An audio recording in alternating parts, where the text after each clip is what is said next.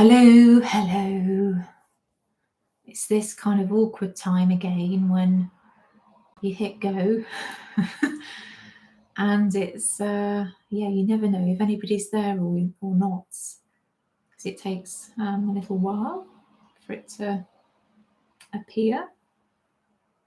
So I've got my trusty Dr. Zeus book again, in case nobody turns up. It's always the risk you take with live streaming. Hi, Coriel, how are you doing? Thank you for joining me. Might just be the two of us. At this rate, you never know. I think somebody else has joined us now as well. Yeah, another live stream, 2 in 2 weeks. Who'd have known? It's just, seems to be something that I'm really interested in doing at the moment. I think it's because when you're I don't know if you're autistic or if you have chronic illnesses. I guess it's rare to get the opportunity to do something that kind of scares yourself, which, sounds scary, but sometimes it's a good thing to do as well, because if you're alexithymic, like me, I don't get a lot of kind of ups and downs in terms of maybe adrenaline. So apart from maybe when I have my coffee in the morning, I'll get maybe a little bit of a hit from that, which is nice. But I can't have more than one coffee a day, which is a bit of an ask because of this tachycardia thing. So I'm trying to find ways to kind of raise my blood pressure, if you like, and to try and kind of combat this alexithymia, if you like. I can't drink anymore, and it used to be really helpful for me to kind of tap into joy and all sorts of positive feelings. But I find that live streaming is kind of like a version of that kind of feeling, because I always I don't know, I'm able to kind of speak more clearly after I've done a live stream, particularly if I'm recording the next day, which I am tomorrow. So hopefully I'll be able to speak more clearly. But yeah, I just get kind of more positive feelings, really. So instead of just a kind of constant baseline, and I think mine is actually under the average in terms of, I don't know, experiencing kind of more positive feelings. Doing live streaming kind of helps a bit with that, I'm finding. So yeah, I'm really enjoying live streaming. So it's not something that I'll be doing every week. She says, you never know long term, but I just think it will always be on Sundays, because Sundays kind of is a good day for me because of my eyes and various stuff. I like to be able to live stream during the day, so there's good daylight hours, although you wouldn't notice it today because it's just constantly raining. So it's difficult for me to live stream later in the day or in the evening, as other live streamers tend to do in the UK. I think that's really to help out perhaps American or other autistic people around the world who want to join in. So they've got more opportunity to do that. But yeah, for me, I'm kind of limited more to kind of daylight hours. So I think if I do it on a Sunday, chances are more people will be around on a Sunday to join in if they want to. So I think whenever I do live stream, it will always be on a Sunday. And I think I've only ever done it on a Sunday anyway. So enough of that babble. Live streaming will be on a Sunday. So hello to a few of you. Hello, Walpole Kids Comics. It must be really late for you, surely. I can't even imagine what time in the morning it is over in Australia. Thank you for joining. Hello. Hi, Kitty. How are you doing? Stephanie. I hope you're all doing well. I'm really enjoying the changing weather this week. I don't know if you are. The change in temperature specifically. I really love autumn. I'm coming to realise I've always really enjoyed autumn, but I think certainly more recently, I like it a lot more. I'm finding as I get older, I enjoy the cooler temperatures more. And of course, autumn's really pretty, isn't it? And I love Halloween. I just find, although I like spring, for me, I'm always very aware that summer's round the corner, and I don't cope with summer very well these days, with allergies and stuff. And obviously, very many of us have hay fever as well. It can be a bit of a bind, really. So, um, yeah, yes, definitely. It's much nicer, isn't it? And there's just something about autumn and cozy, I think, that isn't as apparent in other seasons. I don't think it's as easy to get cozy. And for me, that's so important to my mental health. It always has been. Because I have a chronic illness, I have to go for a lie down every afternoon, and I sound like a right granny now. But around 4 o'clock, I have to go and lie down for at least an hour, not to sleep. It's just really to try and regroup, and you know how it is. And I just find that yeah, it's really important that my bedroom, or our bedroom, feels really kind of cozy. So with fairy lights and lots of kind of tactile cushions and stuff, and different textures are just really important. And invariably, I'll just go and listen to, like, I don't know, a podcast, or kind of watch a YouTube video or something. But for me, it's just really important. But I find that it's way more enjoyable during the kind of autumnal kind of season. I just find it really nice to have rain hit your window, when you're kind of lying down. And yeah, it's just so nice. So it's been a bit of a bonus for me this week, I have to say. And I should mention that it will probably be quite a short live stream today, because it's often the way, isn't it? I announced it yesterday because I thought, you know what, I'm going to do a live stream tomorrow, and I've woken up kind of really tired today. We did a 5 mile walk this morning as well, which we always tend to do on a Sunday as well, which I tend to handle fine, but for whatever reason, it's kind of really poops me today. So yeah, we'll see how it goes. It'll probably be for about an hour today, I think. Yeah, that's the payoff, Kitty, isn't it? Long days. I think that's the one thing that I do love about summer, because daylight's just so important, isn't it? It just means you're able to do more, and obviously, as I said, I can live stream easier and stuff during the day. I just find that if you've got any kind of like eye strain or dry eye syndrome as well, that can put kind of added pressure on your eyes. So it can be really quite difficult, really. I'm already starting to feel too cold. I am. I had to put the fan heater on in here, in here before I started. I never thought in September I'd have to have any heating, but I did have a hot water bottle as well prepared, but I thought it might be a bit too noisy if I move around. But yeah, it's fan heater day to day. And I made John Paul a hot water bottle earlier as well. He's a funny little dog, because he hates being cold, and he can get really fussy if he's cold. So he's so spoiled. He tends to have, during the winter, maybe kind of three hot water bottles a day. But it's I guess if it, as a dog gets older, it's kind of more prone to arthritis and all of that. So it does kind of ease him. But actually, he's one of the reasons why I hopped on today, or decided to hop on, because it's been a stressful week for everybody, hasn't it? Let's face it, with current affairs. I've just wanted to kind of block it all out as much as I can.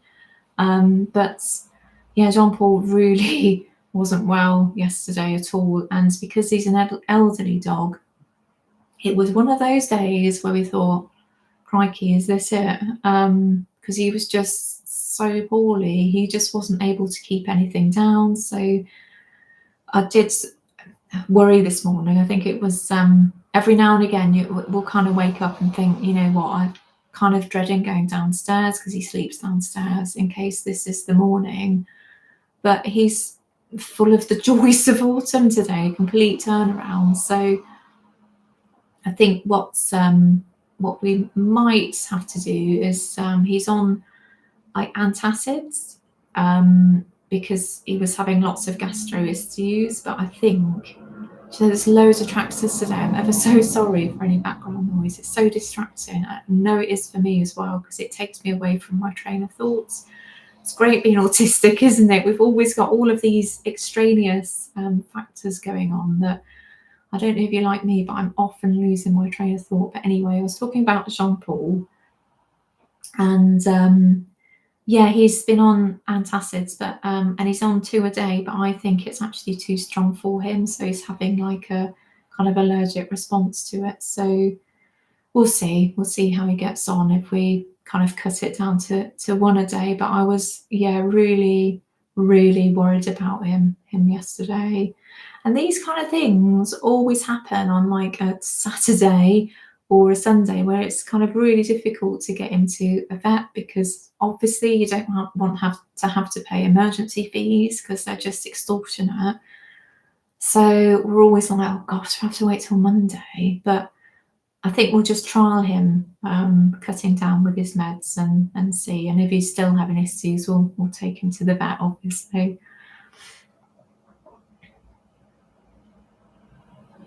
Ooh, just had a bit of a lightning strike out your window. I absolutely love thunderstorms. I'm very envious. We did have one last week actually when I was on a live stream. I think it was a live stream anyway, or maybe a video. But they've just not been very impressive this year. I think we've only had about 2 or 3 really short ones this autumn so far. So, but we did have a really lovely rainbow yesterday because we're experiencing a lot more rain recently, which we need because we've had a complete drought this year.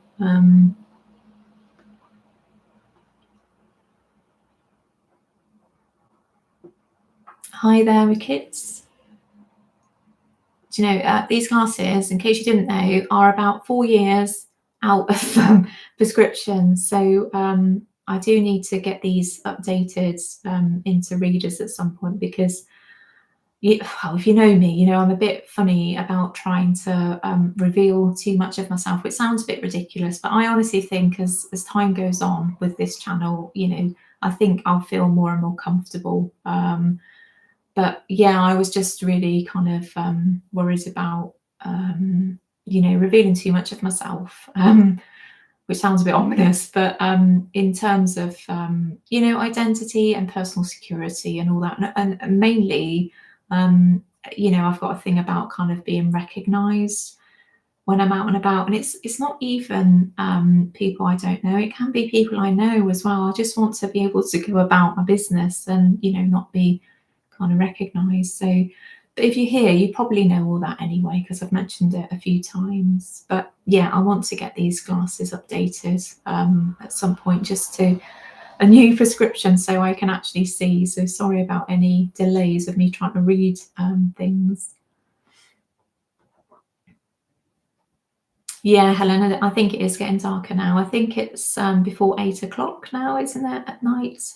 Certainly, I live in the Midlands in England, so it's about, well, I first noticed it last week, it was about 8 o'clock. So yeah, the nights will be drawing in before we know it, which kind of worries me at the same time because I know that I love autumn, but like many autistic people, I really, but not all autistic people, I should say, I really hate Christmas. So, you know, once we get past Halloween or maybe mid-November, when, you know, you see all the pretty trees still with all the reds, etc., then I start to get into a gloom, I have to say. I really, really don't like Christmas at all. Can you find a tractor of thought instead? I'd like to have way more thoughts than I do, I have to say. Certainly today, I feel really kind of sort of out of it, but I'm determined to give this a go today.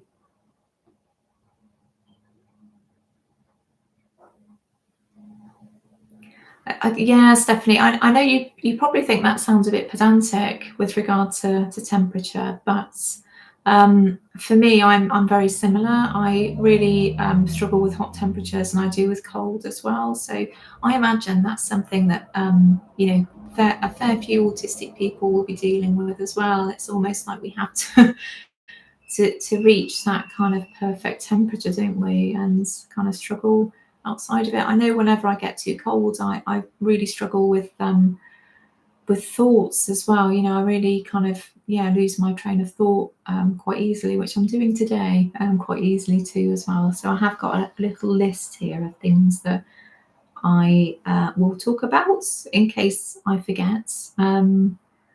Yeah, it's a shame. I kind of really enjoy coming on live streams, but this is the first time where I felt a bit kind of discombobulated with it as well. So anyway, we'll see how I get on. As I say, I'm only planning to be on for an hour today. Hi, Jeffrey. Hello from New York City. What time is it there? I wonder. I think, were you here last year? Last week. And I can't remember what time you said it was. I can't remember. My brain honestly just isn't working today. Oh, Kitty, varifocals.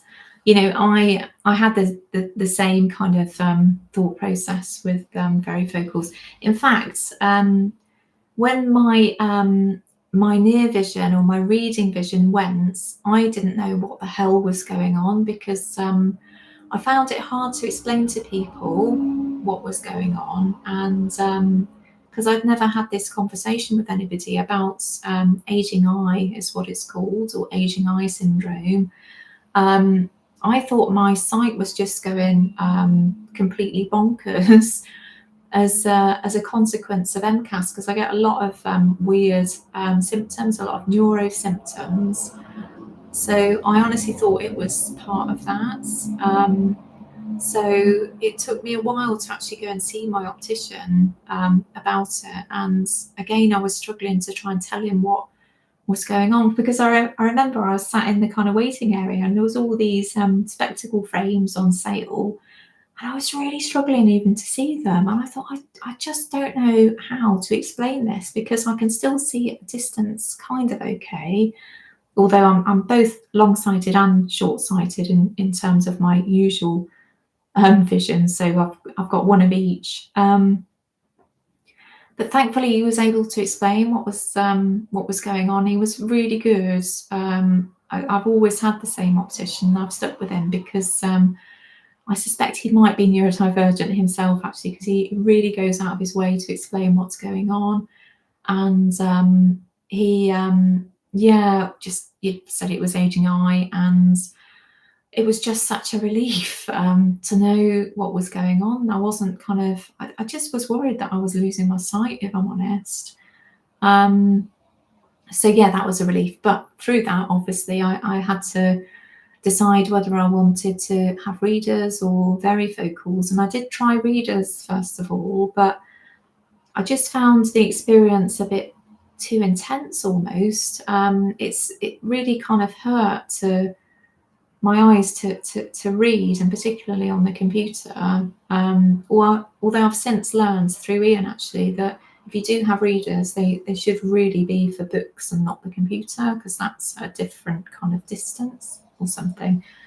You learn something new every day, but I opted for varifocals, and I think the first few days was a bit kind of daunting, because they kind of make you feel a bit like it's not even seasick. It's not that dramatic. It's just a bit odd, really. So the only thing you need to be careful of is perhaps going downstairs. But it didn't take me very long, just maybe a few days, maybe a week at tops. And my brain has kind of decided it was getting on with them. So yeah, I really love them now. The only thing that I would say is when you have to change your prescription, obviously you go through that same process again. It just takes your brain a little while just to kind of get used to it. But I find it's easier for me. Like, for instance, if you're going to, I don't know, a supermarket or something, and you need to read the ingredients on something, which I always have to do, it's easier than having to pull out, a pair of readers all the time, just to kind of look through the bottom of your glasses. So I think they're way more practical than having, two pairs of glasses, say, because I still need distance glasses as well. So yeah, I just say kind of give it a while and see if they're for you. They don't work for everybody, but I've yeah, found them really, really good. Yeah, November, December, and January can get in the bin. I actually don't mind January too much. For me, there's something about kind of starting over that I really enjoy. I'm Scottish, so I don't mind Hogmanay. I think because it means all that Christmas shite is out of the way, and it was actually the only night of the year when my parents got on. Um, so yeah, I've got kind of more positive memories of sort of Hogmanay really. So because of that, I just felt that January is kind of like starting over again, and I've just always felt like that really. So I don't mind January at all. It's not my favourite. I would rather it be, springtime, but yeah, I'm not too bothered about it.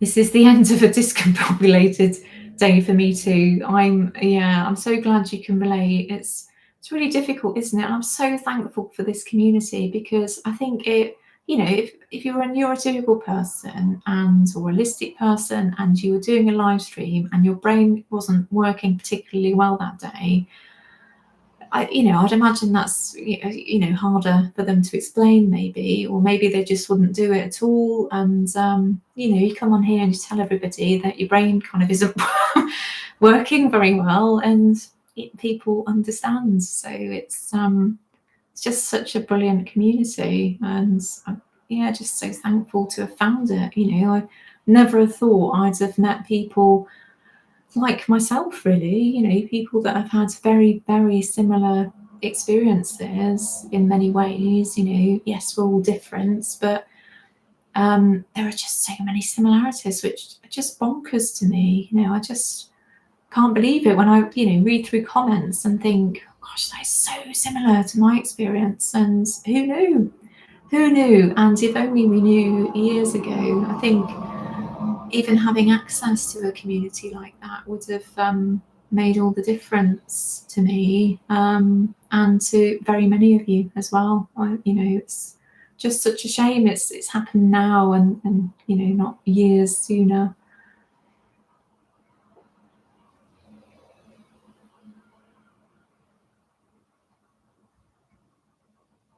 Hi, Pandarica, how are you doing? Thank you ever so much for joining. It's nice to see you here. Oh, you've already fallen down the stairs before, Kitty. Yeah, I honestly, it just takes a little while just to get your confidence. So maybe it's just a case of if you are wearing them, if when you're going downstairs, just to take them off while you're doing that until you build your confidence, because it does take a little while. So I think that was the only thing that I was that I really noticed well, not even really noticed the difference. It was a slight difference for me. So yeah, just a little word of caution there, but you might not even notice it, to be honest. We're all kind of different, and we all have different ways of sort of processing visual information. So yeah, just give it a go, really.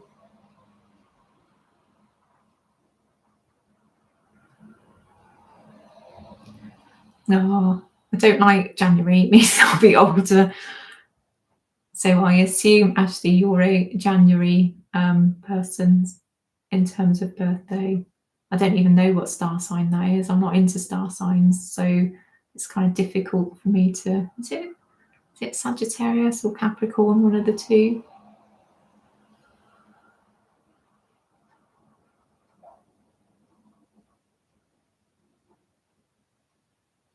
Yes, Stephanie. I find because I've still got glasses that are just distance and readers as well, and it's just a pain in the arse having to switch between the two all the time. And also it means you're more likely, well, if you're like me, to get them kind of grubby as well if you're constantly switching them over. I'm forever wiping my glasses because they get so greasy, and I have no idea where this grease comes from. It's a complete mystery. Oh, Pandorica. My oldest son's birthday is in January, and I apologise every year. Ian's mum's birthday is in January, and it is oh gosh, it's not January actually, it's December. I think it's December the 28th. So needless to say, it's it's less than ideal, isn't it, to have Christmas and then a birthday and then New Year, really. So I think she's always struggled with it herself. It's quite a difficult time of the year in terms of celebration, and particularly if you want to get other people to celebrate with you, because I think everybody's kind of poops at that time of year. And also dry January as well is quite difficult, because when I was drinking, Ian and I would always try and do dry January, and he has a friend that lives abroad, and he always comes over, or he always used to come over in January for his birthday. So it was always like, oh God, I just want to do dry January. I'm just absolutely sick of alcohol. But with that kind of group of friends that Ian has, it's very centered around alcohol. So it's difficult, isn't it? If you want to not partake, but you're kind of used to doing it with people, it's tricky. Hi there, Kirsten. How are you doing? Oh, we've got 19 people here, so hello to you all.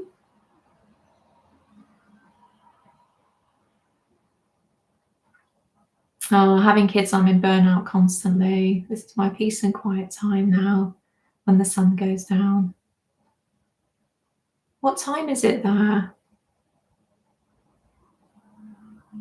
I'm very aware actually that I have access to a lot more time than people do that have children, and gosh, I'm just in awe of people that have kids, and particularly autistic people, because I made the decision in childhood really that it just wasn't for me. It wasn't something I was interested in at all. So it's almost like I was able to work out all of the difficulties around having children. I think that's because I had, quite a negative childhood myself, and I just thought, what, I don't want to put anybody through a similar childhood to what I had, and other reasons as well. I'm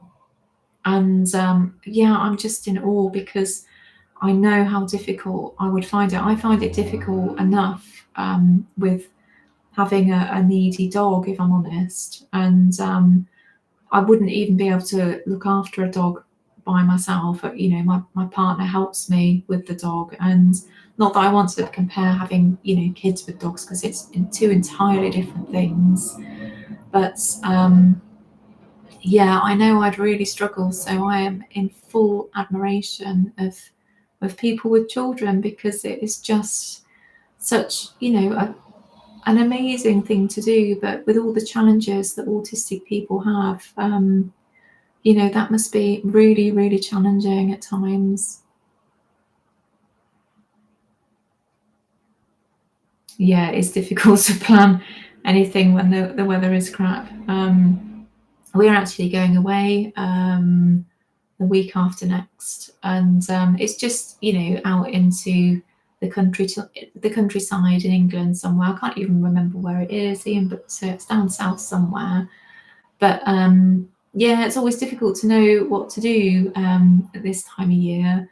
We tend to spend a lot of time, going out walking and stuff, and that's what we'll be doing really. But other than that, it's quite difficult to plan, because during autumn time, it's tricky. And we have gone away. We often go away at this time of year, and there's been floods before and all sorts of stuff. So it's really difficult. But we do go away at this time of year on purpose, because much prefer the cooler temperatures. And it's quieter as well, you know, everybody's kind of back at work and kids are back at school. So we kind of take advantage of that. And also because of the dog, he's brachycephalic, so he has issues with heat. So we do on purpose go away at this time of year. But, you know, I'm always a bit nervous about weather conditions really and what we'll be able to do. So hopefully I won't get completely drenched. I suspect I might though. Yeah, blue tinted glasses, Helen. Yeah, I've had those before. They weren't overly blue tinted though. I got them from the opticians, but they were mainly for computer work because I know you've mentioned you've got Erlin syndrome, and I have done a video on Erlin syndrome. If you've not seen it, I'm talking to everybody else here because I know Helen has seen it. But essentially, it's like different ways of processing kind of visual materials. So it's it can be aided by using coloured filters. So I'm currently, I'll show you actually.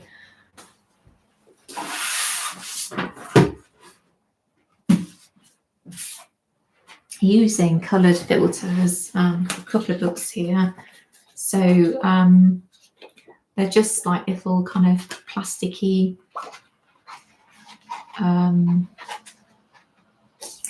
overlays, that's the word. So for instance, well, this book's actually not too bad to read, but so it just makes things a little kind of easier to see for some of us anyway, for those of us with Erlin's syndrome, and I think I have Erlin's syndrome, might have been easier to show you Neurotribes, which I'm still to read. I've got all these books on autism, but honestly, it's embarrassing really. I read some of Devon Price's book, which is Unmasking Autism, and it's really good, and I've still not finished it. And there is a book that I did finish though, and it was really good, and it is it's Bianca Topes, I think her surname is. I've probably got that wrong, but it is what's it called? But You Don't Look Autistic, something like that anyway, but it's really good. And what I liked about Bianca's book is that the font that she used throughout the book, I think, is Century Gothic, which is really easy to read. It's much kinder on the eyes for those of us that struggle. So I just love it when there has been kind of real attention to detail, you know, thought out in making a book, because fonts can matter just so much. Like for instance, all the, you know, this is Times Roman or a serif font here, and I just really struggle with them. So for me, I think that was actually the best colour filter for me. So I'll be experimenting with those further. Do you use these filters, Helen? I'd be interested to hear. But I did say that I was going to experiment and use these filters for, I don't know, around a year and see how I got on with them. But, you know, I haven't done it yet. So I think what I'll do is I'll take a couple of books away with me on holiday and try this filter and see how I get on, because you know, I'd love to be a reader, but because I'm just out of practice, I've not really read anything. Well, you know, very occasionally I will read something on holiday, but since I did my degree and doing my dissertation, I haven't, you know, made a habit of reading, and you know, it just helps your brain, doesn't it? And as you get older, you kind of need to challenge it more. Hence, you know, why I'm trying to do a live stream today. So yeah, I just need to read more, I think, or, you know, not read more, just read would be, you know, the ideal. So yeah, I'll remind myself, because I am starting to think about what I need to take with me. So I do need to take a few books with me on holiday.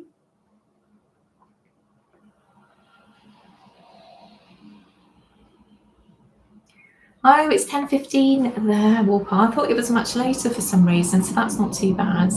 I'm pleased actually, because I did worry about doing live streams at about 3 o'clock in the afternoon as to who might be able to access them. So I think that's not too bad actually. So I'm, yeah, happy to hear that.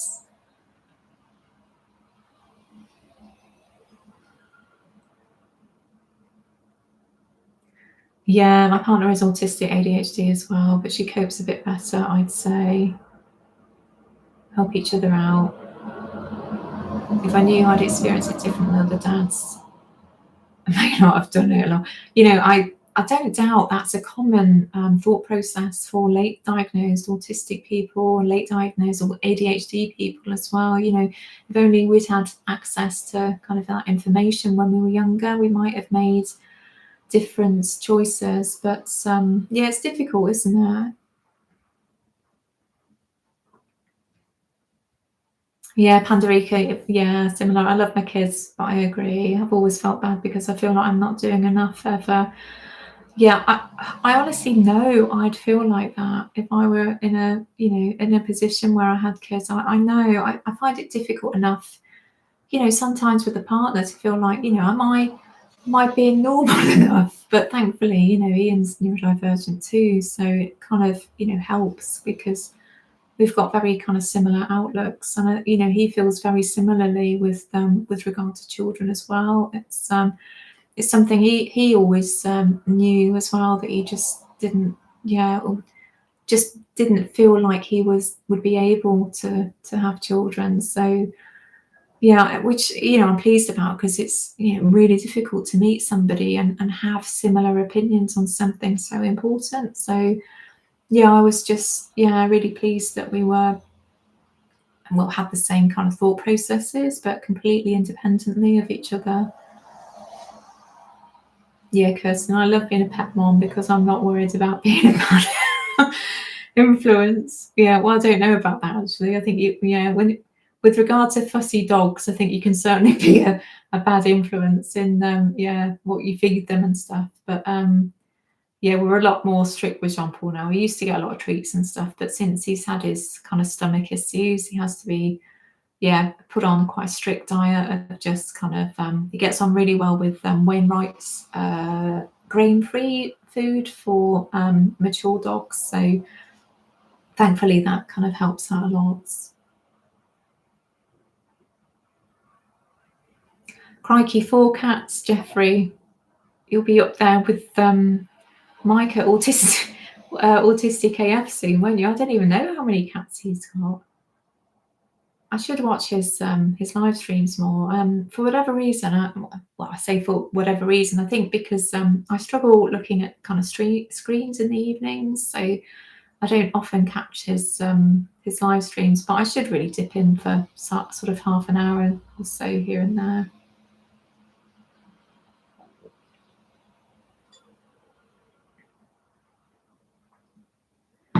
Yeah, I think Walpole, it's you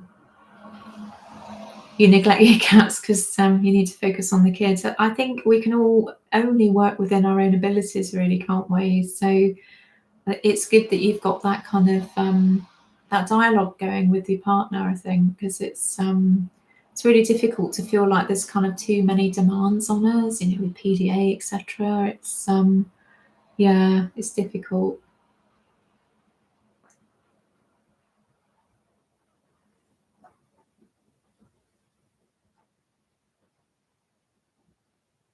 Oh, how does one with autism manage with the long driving test waiting times by DFSA? Um, I'm not sure, to be honest. It's, yeah, I'm not sure what DVSA is. It's obviously your local or regional or national driving agency. I think having to wait for anything as an autistic person can be really quite demoralizing, because it takes so much to invest your kind of thought processes into something. So yeah, I think that's, yeah, a difficult process. Perhaps somebody else can answer that one. I you know, passed my test, gosh, about 20 years ago now. So yeah, I don't know. Yeah, I prefer to listen to books rather than read these days. Yeah, I do in theory. I think the problem is that I often listen to books kind of later in the afternoon when I'm having a lie down, so it doesn't take a lot for me to nod off. And also, I sort of dissociate really easily as well. So um, I find maybe autobiography is a bit easier because it doesn't matter so much if you kind of miss a bit of monologue or whatever's going on. But yeah, it's if something's kind of more plot driven and you need to be fully aware of what's going on all the time. I think it can be quite difficult, really. Certainly is for me. So it's difficult. I struggle to read and I struggle to listen as well. So yeah, I'm glad you were able to get on with them though, because I do like the thought of audiobooks, and I really like it when the author kind of reads them as well. I'm thinking of I read Fern Brady's book, but I bet that was really great as an audiobook because her voice is just brilliant. Okay, it's the Driving and Vehicle Standards Agency. Oh, this has just jumped again. It's always annoying when it does that because I'm not ever sure what's going on.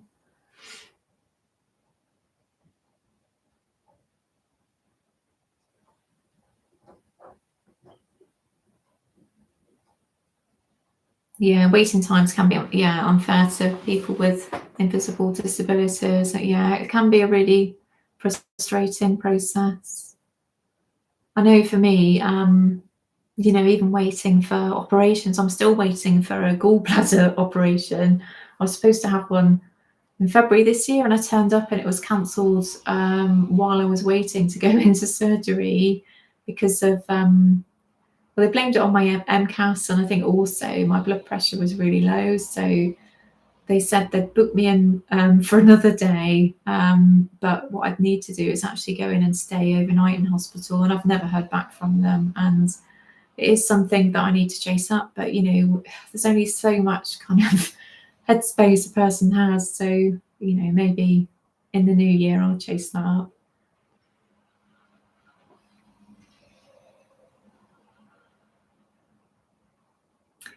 Oh, interesting. In graphic design, serifs are thought to be more legible in prints, although not digitally. Yeah, I always struggled with graphic design. I did originally when I was when I left school, I did a national diploma in graphic design, but it was just very evident I was way more interested in illustration. I find graphic design, although I can in theory do it, I find it really difficult. I have to really think about what I'm doing. It really doesn't come naturally to me at all. And I think it's an unsung skill really, because I think it sounds easy, doesn't it, graphic design? I think everybody, well, not everybody, but some people think at some level they can do it, but it is such an art of its own, and it's really difficult. And yeah, it's something I've always struggled with, but it's interesting to hear the kind of more technical side of graphic design, because yeah, I'm the opposite actually. I much prefer looking at it. It could be because of this kind of Erlin syndrome. I would much rather look at kind of like a rounded font like Century Gothic. I find there's just too much extraneous stuff going on with the serif fonts. I just want to see it at its most basic. It's interesting, isn't it? How we all kind of look for different things, really, in terms of visual material.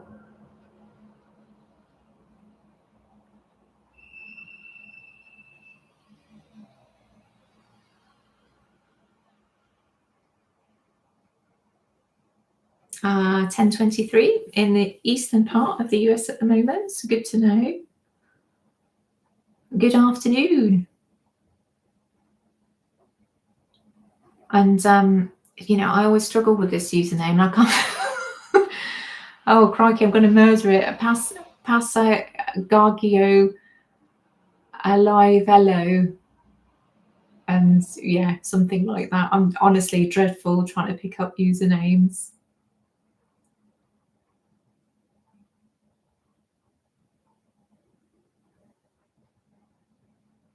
Oh, that's interesting, Jeffrey, with Brady having trouble with her accent. I don't doubt, actually. She's like a Scottish kind of Marge Simpson in very many ways, because she's got such a deep voice, hasn't she? And it's, yeah, very, very Scottish. Where's she from? Bathgate, I think. And yeah, you know, my family are Scottish, so it doesn't, I can always hear the words through the Scottish accent really easily, but not all the time. You know, whenever you hear kind of really broad Glaswegian accents, they can be, you know, quite hard to pick up. But yeah, I can imagine she's yeah, had a few challenges on her US tour with that.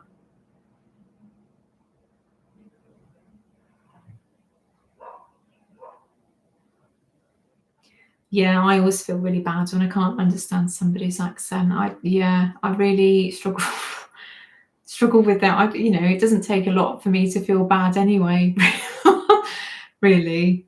And it's just that whole thing, isn't it? Where you ask them to repeat it themselves, and then you've still not picked up what they've said, and then it gets really embarrassing. And you know, I do it with Ian all the time. Really, I think because my thought processes are kind of all over the place generally. Sometimes he'll say something, and I'm just in a different world, and I'm kind of registering he said something, and yeah, sometimes I have to ask him to repeat himself a few times, but I don't feel bad for it because he often wears headphones, so I have to to ask him like 100 times about something before realizing he's got his noise cancelling headphones on. So yeah.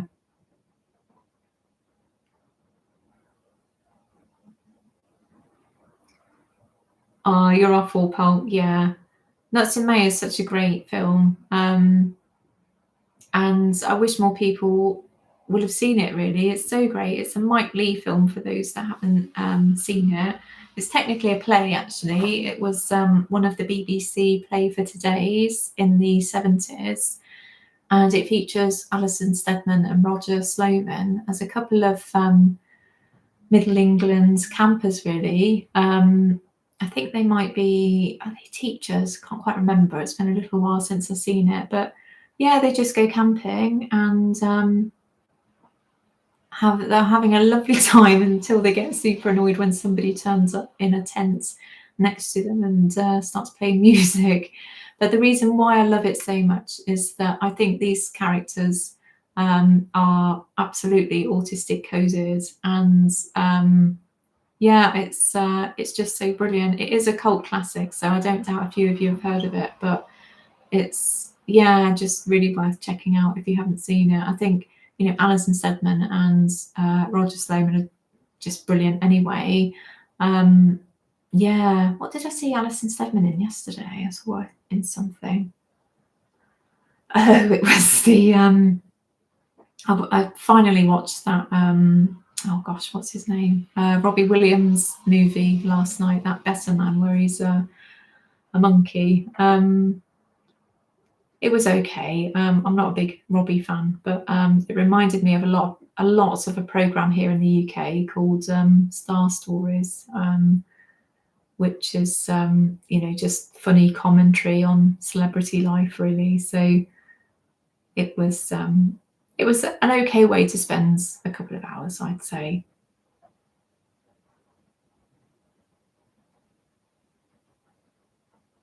I think also I had this on my list, talking about autistic coded characters.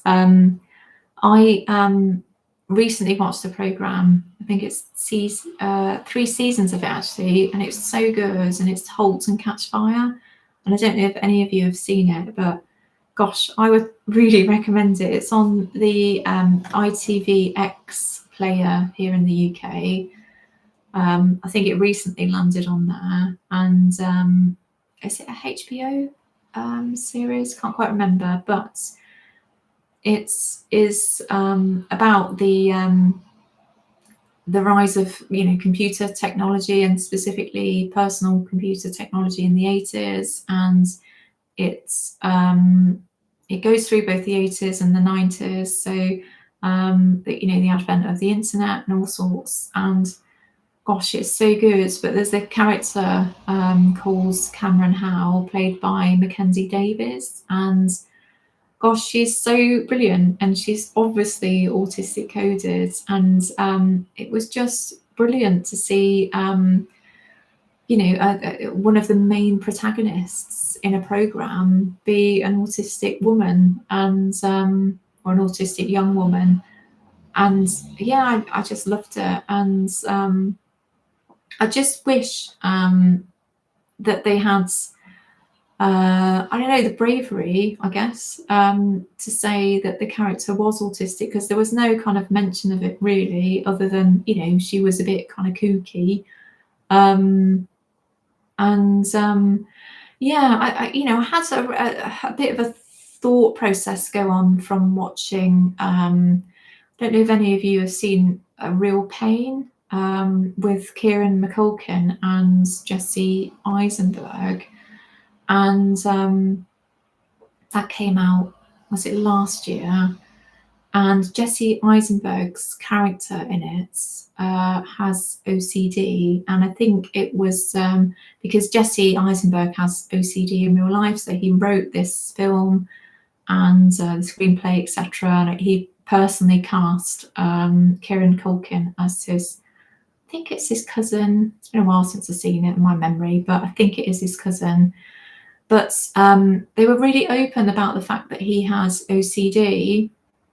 And I guess that is quite refreshing, really, because usually it's just kind of, we're left to assume what people's conditions are, really, because they never actually tell us. So it just felt like something new, really, to be confronted with this information. Okay, Jesse Eisenberg's character has OCD, and this explains some of his behaviours, and some of them were actually, I guess, autistic coded, you could argue, but I just felt it was really refreshing, and I just wish that we could see that with autistic coded characters, because we kind of know at some level they're autistic, but to actually be told that they're autistic through dialogue and whatever drama or film or etc. we're watching, I don't think it's going to be long before that starts happening. But I really want to see that happen, for us to be told that this character is autistic and they're just a normal person. I just can't wait for that to start happening. I think we are on that kind of precipice, really, because through all of our late diagnoses, and there's a lot more information about autism now and autistic traits and what it means, although there could be a lot more, in my opinion. I just can't wait until we see more characters being described as being autistic people, really, because how amazing would it be to see autistic people being represented on screen, and in true and authentic ways, not Rain Man. We want something that feels kind of real, really, real and authentic. And I'm looking forward to that happening, because it's got to happen, hasn't it? We have to be told that characters are autistic, because why not? Why would it be off-putting to holistic people? Why do we have to zone in on autistic traits in characters? Like I'm thinking of Peep Show as well. I think it's very obvious that Mark Corrigan is autistic and Jeremy is ADHD. I keep meaning to do a deconstruction on that, but I don't know how interesting a video that would be. But yeah, I just think, that this was made, I don't know, 20 years ago. So nobody would be mentioning this character is autistic and this one's ADHD.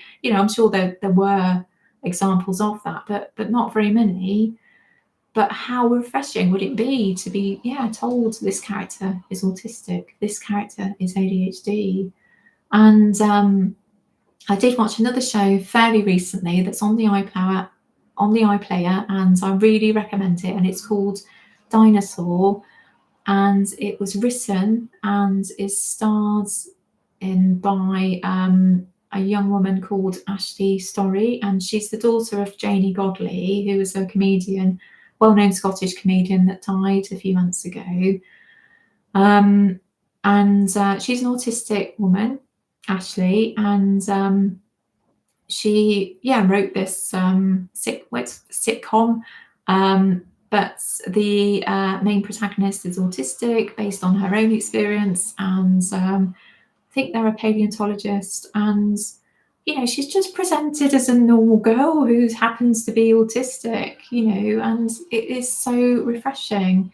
And I say normal in the very loosest of sense, but just to be told somebody is autistic and they're leading a normal life. She's obviously a lower support needs autistic woman, but it's it's just refreshing to be told, this is the scenario.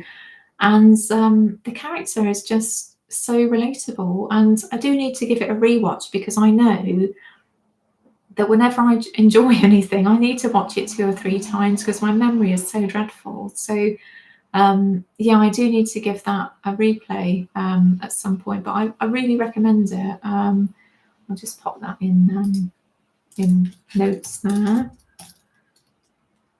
I can't even see on my player. And I just really recommend it if you're UK based and you have access to the iPlayer. I think it's probably still on there, and I think it was made by BBC Scotland. So yeah, it's really good.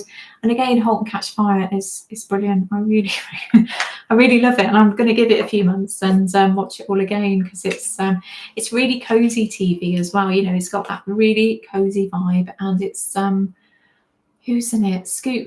Not Scoot McKenzie, what's his name? Scoots McNairy, who's good, and Mackenzie Davis, who I mentioned, and I was going to say Charlie Brooker then. It's only because I've had another thought with regards to Mackenzie Davis. It's Lee Pace, who I thought was phenomenal. I've not seen him in anything else, but he's I think he's an undervalued actor, actually, and I'd like to see him in more stuff. I think he was in a program called Foundation, is it? And I've still to watch that, but he's really good. And I think the Charlie Brooker connection came up in my head because Mackenzie Davies is in one of his Black Mirror episodes, and I don't doubt that Charlie Brooker was a real fan of Halt and Catch Fire, because I think as being an autistic person, you kind of notice tiny details, don't you? Because I noticed that one of the episodes of Halt and Catch Fire was called Heaven on Earth, and then the main song in this it was San Junipero episode, which I think is his best episode of Black Mirror. They played Heaven is a Place on Earth throughout it. So that's just an aside. Sorry, I've just gone off at a complete tangent now, but I really enjoyed it. Fern Brady says she's posh for Bathgate. Yeah, Glaswegian accents are difficult. My dad was full on Glaswegian, and because I left home at 17, I didn't see him very often at all, maybe once a year, and it would always be in a pub, and I really had to kind of, crane to be like, what are you saying? And it was difficult.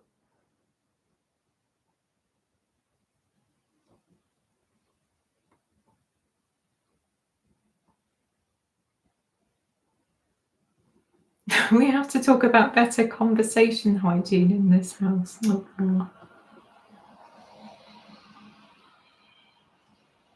A quarter Scottish, 3/4 Scottish from my mum. So that sounds very Scottish to me, Helen. I think you can absolutely call yourself Scottish.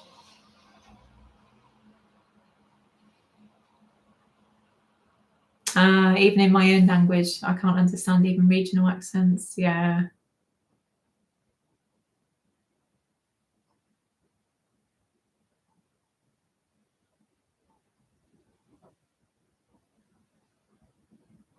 while I think about it today, before I came on, so I think I'm gonna end the stream soon because I've got like some nerve pain going on still as well. But firstly, I've got two things here. The when I created this live stream, I was told that there are leaderboards now on lives, which I've no idea what on earth they are. I'm assuming, Helen, you've got a number 1 next to your name there. Walpole number 2 and Jeffrey at number 3. I don't know what they mean. Is that how long you've been on a live stream? Is it how much you're interacting? I've no idea. I wish YouTube would tell us these kinds of things. Because every time I come onto YouTube, I'm having to guess something new because it's,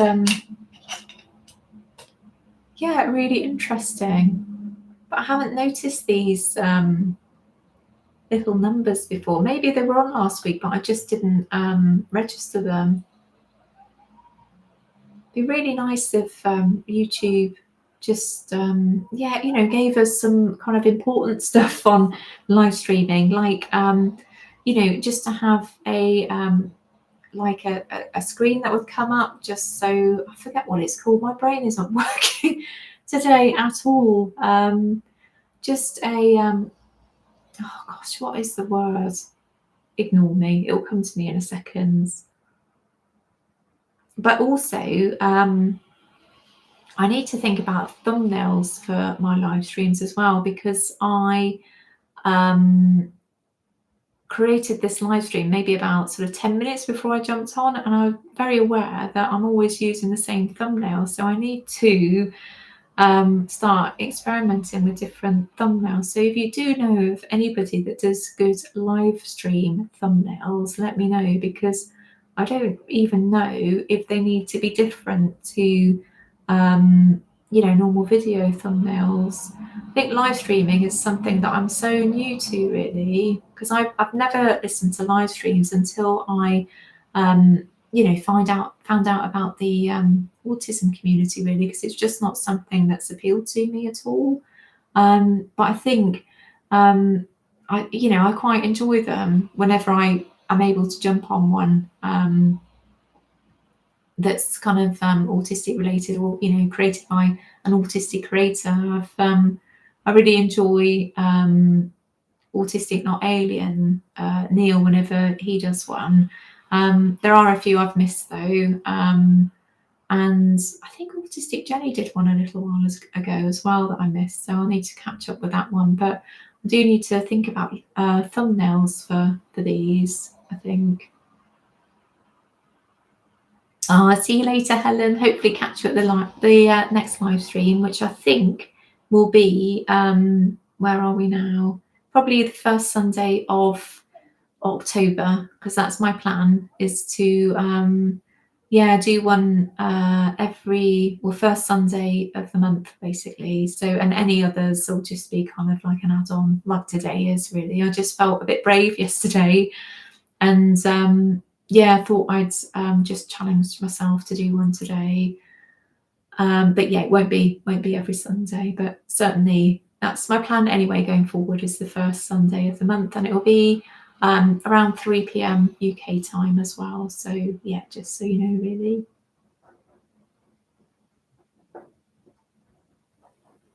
Oh, I need to talk to boost my XP score. Oh right, it's how often you comment.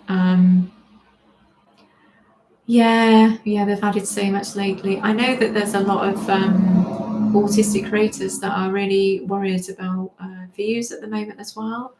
I can't really tell. I mean, this week's video really bombed, but you know, I kind of knew it would anyway. I think you're basically taking a risk whenever you're making a special interests video, and you know, specifically around your own personal special interests, because there are going to be so few people that are kind of interested themselves in that. So I knew this week's video wouldn't do very well, but it actually didn't really didn't do very well, but you know, that's fine.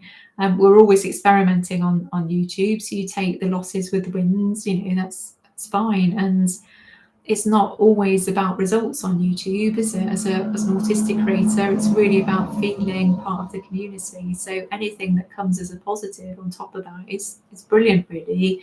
But it's not my main motivator. I just feel like, I really like routine. I desperately want to do creative things all the time. So YouTube makes a lot of sense for me. And having you as a community is a massive boost as a result of that. But that said, you can't help but kind of notice numbers and viewing figures and stuff, etc. And it can be demoralising when you get a video that bombs, but you have to pick yourself up and just hope the next one does better.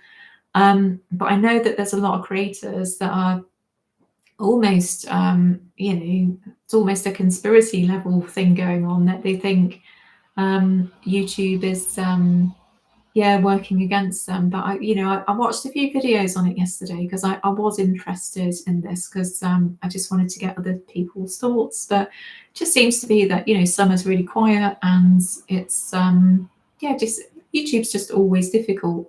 So for me, that seems to be the most likely outcome. It might not be right, but I just think everything's kind of cyclical, and things will kind of hopefully pick up again at some point. I said last week that when I first started my channel, it was going really well to begin with. I think I posted a few videos, maybe 3, and a few months later, the first one got quite a few views, which was lovely. So it encouraged me to make more videos and build a community here. And it was all going really well up until December, January this year, and it's just kind of plateaued since then.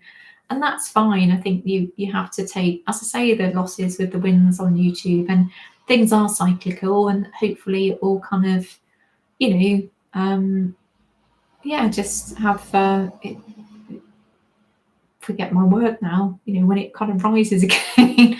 But it's just, I think with YouTube, you have to be in it for the long game, really. And it's so easy to get caught up temporarily in kind of negative stuff, really. And, I'm learning with it. It's not always a positive experience. We do get horrible comments here and there as well.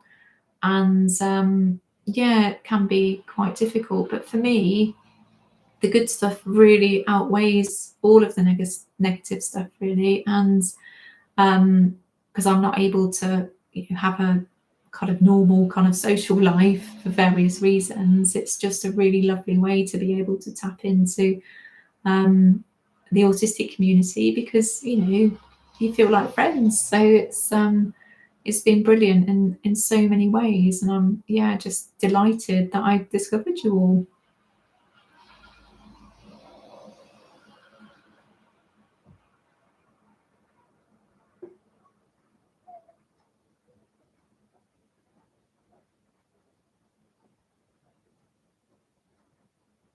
Yeah, US politics.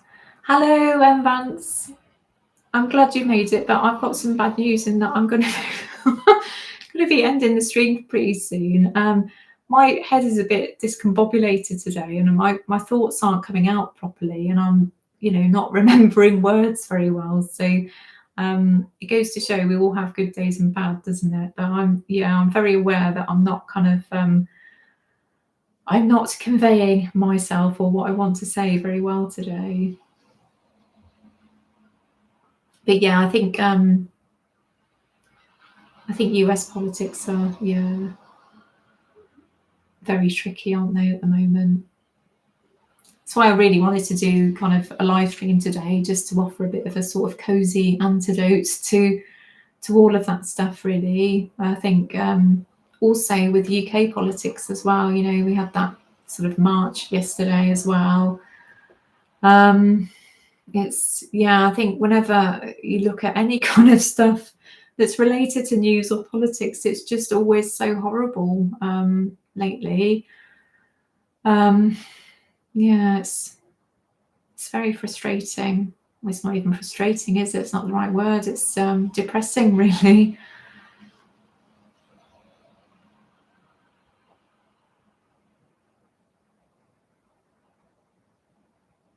Yeah, the more content on autism from autists, better.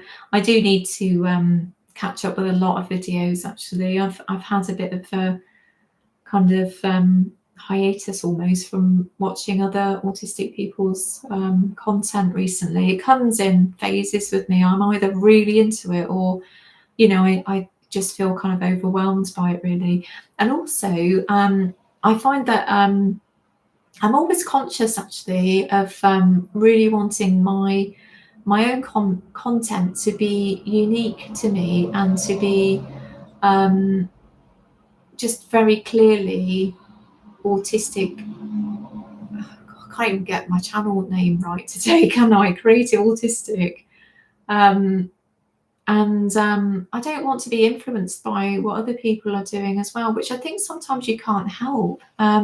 Particularly with a creative brain, you're always looking for bits of inspiration or motivation, and I'm very conscious that I don't want to pick up on anybody else's ideas, etc., or discussion points, and yeah, I find that that's a worry for me as well. I just would rather yeah, just create my own thoughts and version of something really. And I think, and there's only so many things we can talk about within the sort of paradigm of being autistic or about autism. So I do think that is a worry as well. But I guess other creators would probably feel similarly too.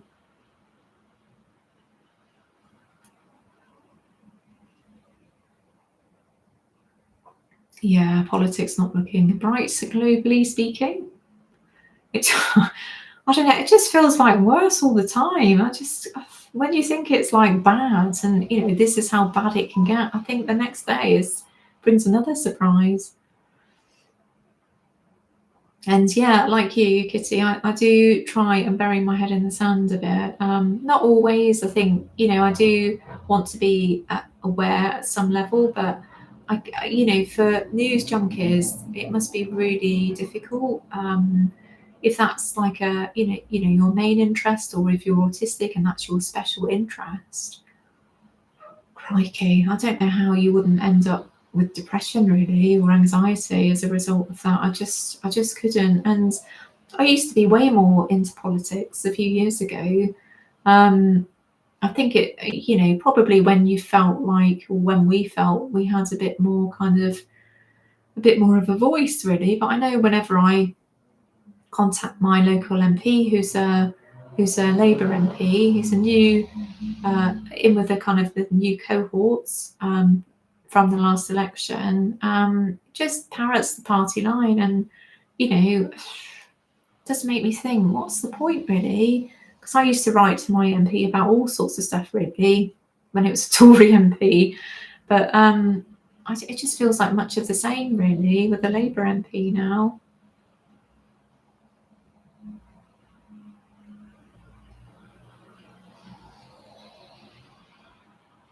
Oh, Coriel, you're so good. You always remind me about stuff. Is everybody subscribed to this channel? And don't forget to like this live stream. Thank you for that. I'm dreadful at any kinds of self-promotion, really. And I know it's something that you have to get better at with YouTube. But I honestly just forget about stuff like that. I know I've got my little kind of ends thing on videos. Give it a like if you got this far. But that's as much as I feel brave enough to ask people to do, really. And now we've got these kind of silly hype buttons as well. Has anybody heard of hype buttons or have seen them?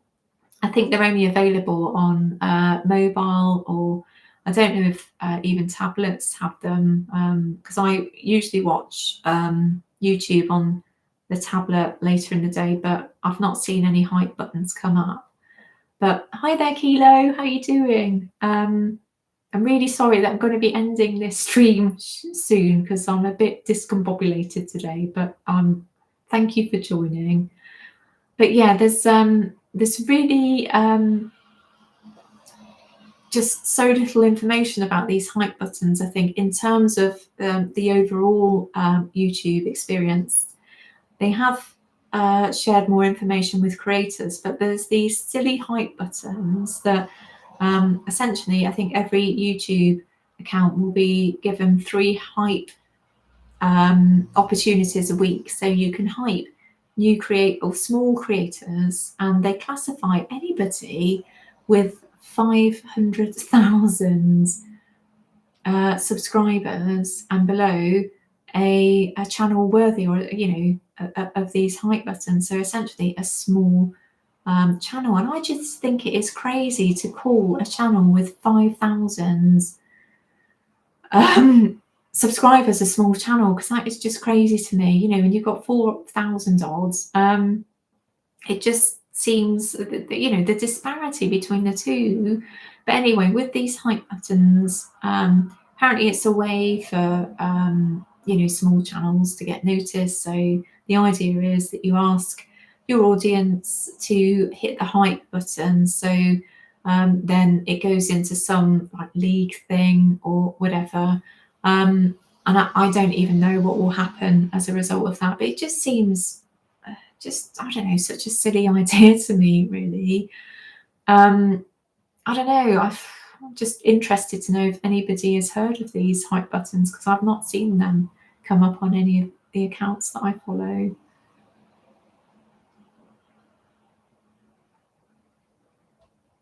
Oh, that's nice to know, Kitty.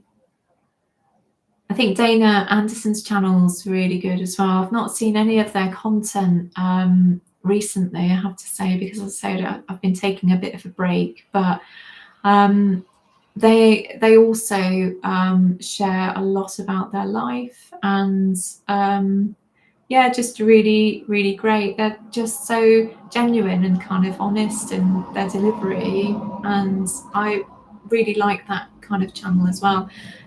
I always find it surprising that the channels that I don't know, all the kind of videos of like 10 signs of autism, and they kind of make these kind of samey videos all the time, fare way better in terms of views and subscribers. And I just think, how many of these videos do people kind of want to see, really? And that is no criticism of the creators that do make those kinds of videos, because I might try and make one myself one day at some point, but that's not what I'm really interested in doing on YouTube. But I don't mind doing an education style video here and there, but it's not my main content, really.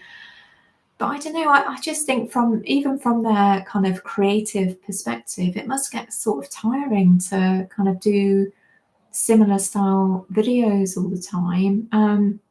A channel that I do like, though, is I'm Autistic, What Now? Because I think it's Megan, isn't it? Her videos are just so well thought through. They're kind of almost like video essays. And although she has done kind of more education style videos, signs of autism and stuff, she does go out of her way to kind of critique certain events that go on around autism and autistic people. So I'm just in awe of her talent, actually, and her skill in being able to kind of deliver information so well, and they're just really well produced.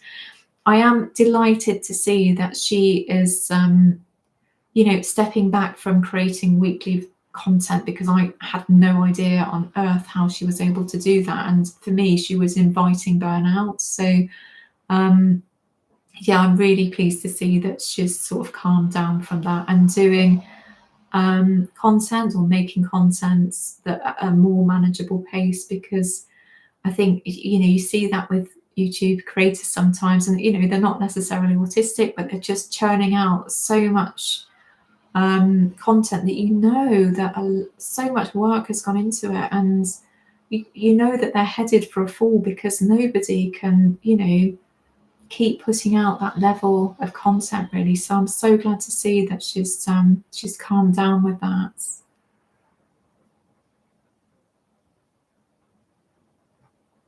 It just pops up, and like you said, you get 3 a week. Okay, so I shall keep a lookout for those.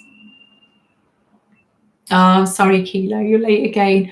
Just so you know, what I'm planning to do is a monthly live stream. So it'll be on the first Sunday of the month at around 3 o'clock UK time, but I'll send out reminders and stuff. I'm sure I will be doing additional live streams here and there, like today. And again, they'll always be on a Sunday. So yeah, just so you know, really.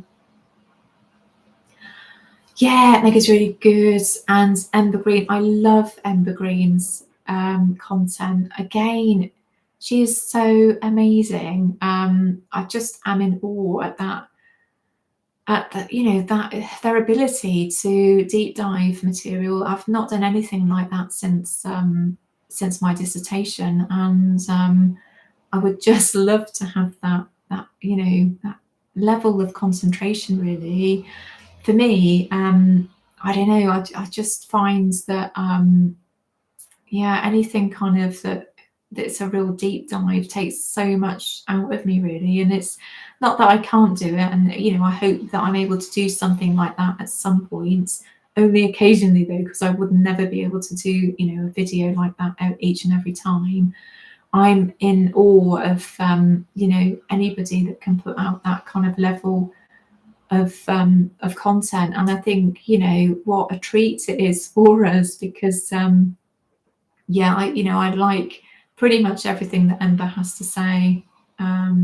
Just brilliant, really. And that's Ember Green. If you've not heard of Ember, I think she had a different channel name before. Ponderlands, was it? I didn't watch it back then because obviously I didn't know I was autistic. But there's an archive there that I do want to get through, because I think, gosh, she's very clever, and she's got a really brilliant just way about her. Actually, really, really like Ember. Oh, that's lovely, Pandarica. Thank you. I do need to get into Chris and Debbie. I have to say, I don't know that I've even watched any of their videos. I do know who they are, and I need to give them a go. I think. I imagine that they're very good if they're a more kind of educational or more kind of information kind of based video.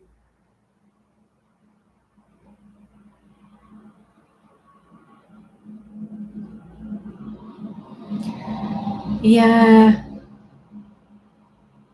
Stephanie, this hype thing. I just wish that they'd tell people what it was, because it's just typical of YouTube, just to kind of put all this stuff out there, and you're kind of left scratching your head a bit. Yeah, I think way more than that. I think it's actually 500,000. So 500,000 subscribers. They're still calling that as a small channel, which just seems bonkers to me, because how on earth is somebody with, say, 1,000 subscribers supposed to compete with a channel that's got 500,000? And they do say that they've got some, I don't know, some kind of aggregate thing going on. So how many hypes a channel gets in respect of their size is another factor that they take into consideration. But even still, I don't know, it seems a bit silly to me. Can they not just make the algorithm work so that people are given a chance, really? With smaller channels, there are some brilliant small creators in the autism community. Again, Neil at Autistic Not Alien. There's Zebra Not Horse, which is MJ. Her channel's great. Autistic Jenny, she's kind of like a stalwart of the autism community, autistic community. And she deserves way more eyes on her work. And I don't know, I just wish that the algorithm would work more in our favor. And YouTube will always say the algorithm is just another word for audience, but sometimes it just doesn't feel like that, really. It's really difficult.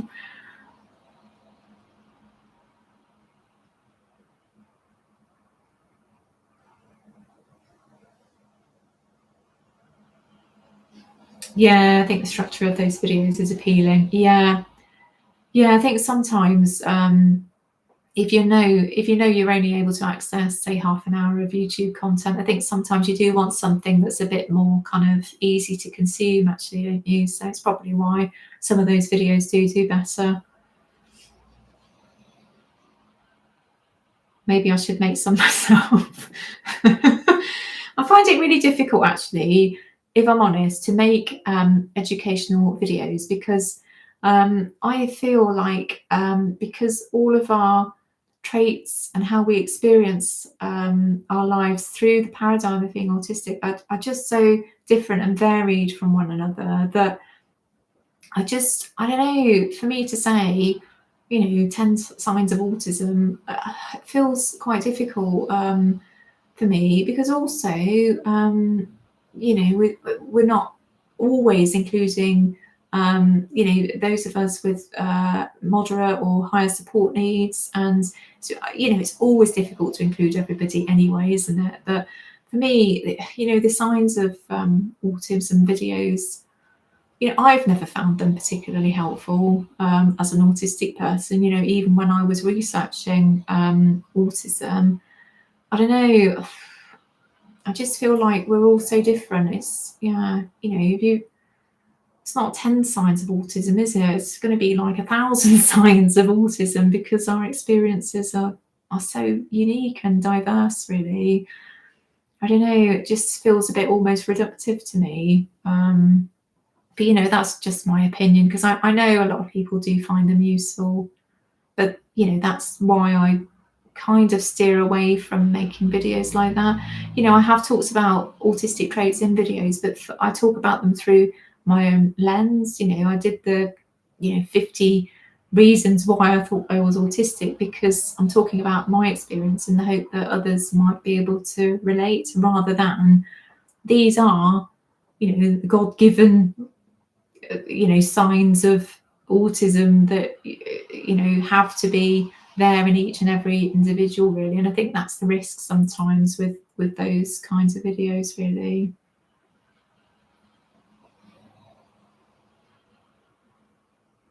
Yeah, Ponderful, thanks for that, Kitty. I thought it was.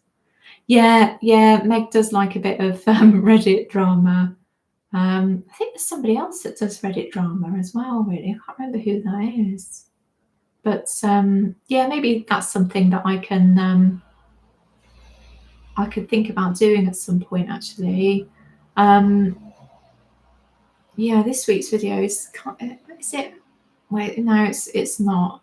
I'm going to have to try and make 2 videos this week, actually, which should be interesting, because I'm away the following week. But yeah, I think for future that might be interesting, just to pick up on some Reddit stuff, just to see how that might fare.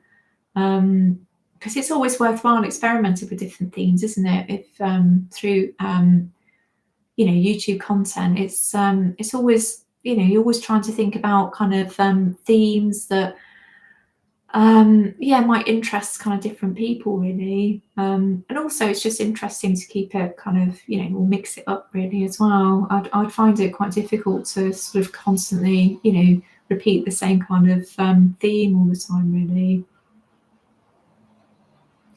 Okay, took you a little while to get the vibe of Chris and Debbie's videos. I find that with new creators all the time, actually, and I am really funny with voices. Incidentally, while I am talking about voices, it's made me think of audio. Is the audio okay today, other than the tractors and lorries going past? Because I've pulled you a bit forwards, but I'm still reliant on my iMac mic. So I don't know how good it is, because I know that there's been a lot of crackles on it and stuff before. As I said last week, I do need to experiment with a mic, because I do have a mic, but it's one of those mics that you have to spend a bit of time in setting up. So I do need to, just put away some time in order to do that. But I'd be interested to know if there's any kind of crackles coming through on audio today.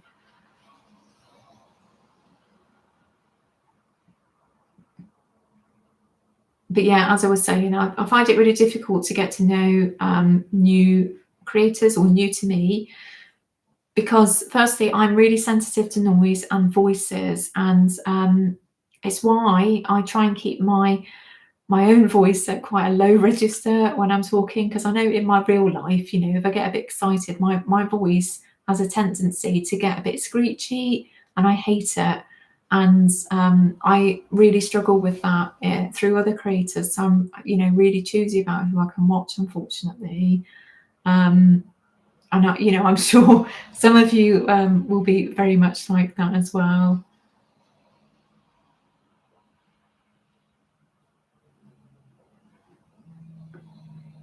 Autistic Jenny's made noticeable improvements lately. Oh, that's good to know. I did watch one of her videos on her return. I can't remember what it was. Haven't seen the last one though. But oh, that's lovely feedback for Jenny. It was really sad to see that she had to take a break for a while, but completely understandable, because I think when you go through a phase on YouTube when things don't seem to be working out very well, it is really demoralizing, and it can eat into your mental health. And I think the best thing to do is to have a break at that point, even if it's only for a month, which, I think it was for Jenny. But I think she, hopefully has come back with enthusiasm, and, just be a bit more pragmatic about it, really. I know, I've had 3 weeks off as well, and it's really nice to take a break, because it allows some ideas to kind of percolate, and just gives you a different perspective as well. Because while I was away, I was really thinking, I should really try live streaming again, because I really enjoy it. As somebody with alexithymia, it's nice to have different experiences of feelings, really. So that's one of the main reasons why I like doing it. So yeah, hopefully Jenny's in a better place now. I should send her an email actually and ask.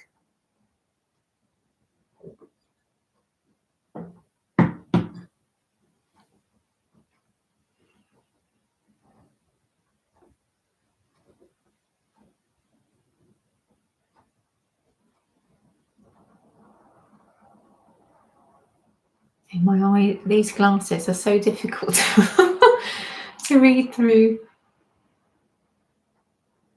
Do top 10 autism things in small letters for me. Yeah, yeah. Yeah, then talking the video about the inherent difficulty about these lists, then you stay true to yourself and get all the clicks.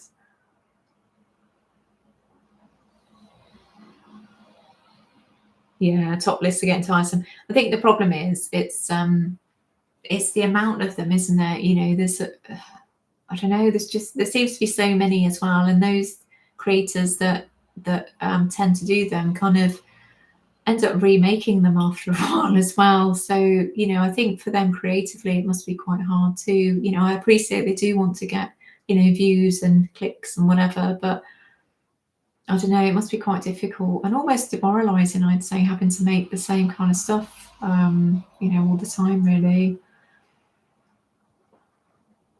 Yeah, slightly echoey. Thank you for that. I did wonder. I think what I'll do is, as I say, hopefully before the next live stream, is to try this mic and see whether that works any better.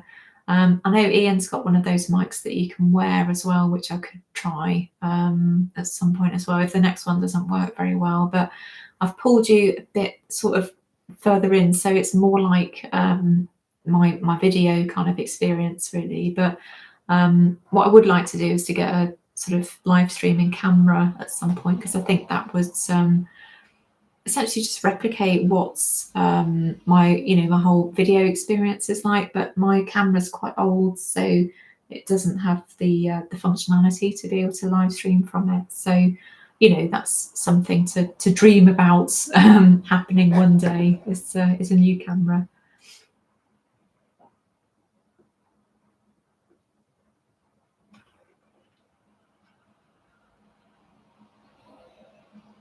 Yeah, about 1 in 5 channels I can't listen to for misophonia reasons. Yeah, all sorts of issues such as sniffing. Honestly, I'm exactly the same. And like sort of mouth noises as well. And I'm so conscious of them, because I have to drink quite a lot of fluids as well, and I hate it. I just wish there was a way to turn off mouth noises, really.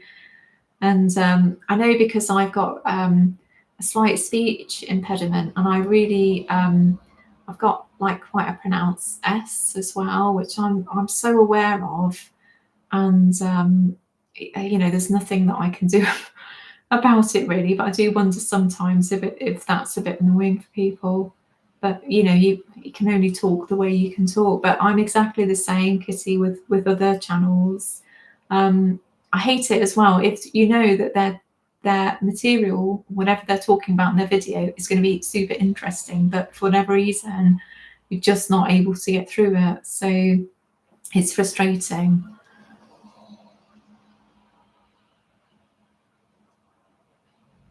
You try and modulate your voice as well, Pandorika. I'm not on my own. It's tricky. So yeah, I really try and avoid getting too excited on my videos.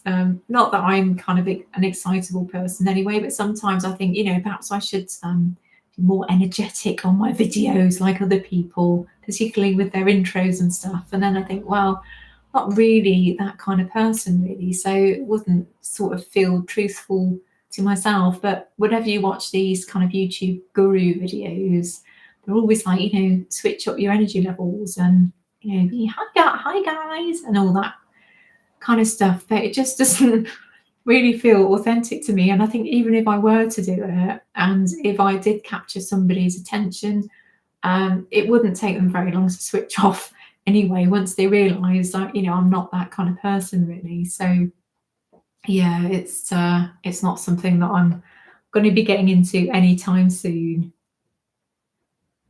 You could have a top list video about all the reasons top lists are wrong or annoying. I think that would be relatable for quite a lot of people.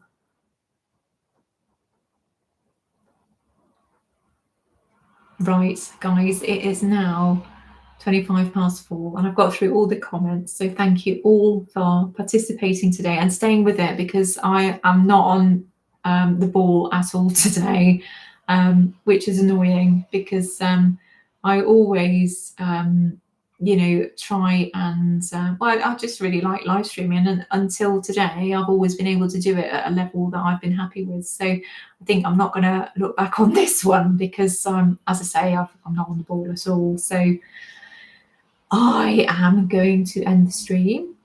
As Coriel says, thanks everyone. Don't forget to like and subscribe. Thank you.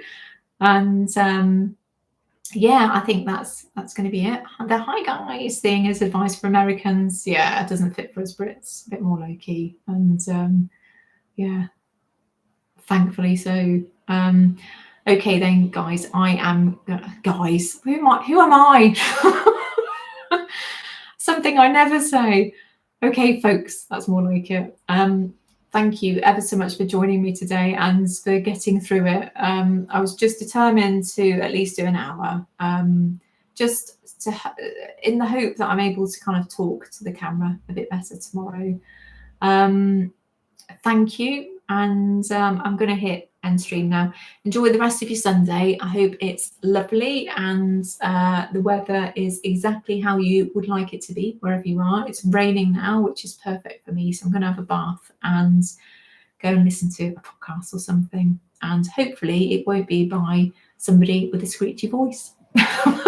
So anyway, thank you for joining me today. I'm going to hit end stream now because I have such a tendency to babble because I never like saying goodbye really, because it's always awkward, isn't it? So I'm going to say goodbye now anyway. So thank you for joining me. Thank you for commenting and all sorts of stuff. And I shall see you in Friday's video. So take care and enjoy your Sunday. Bye.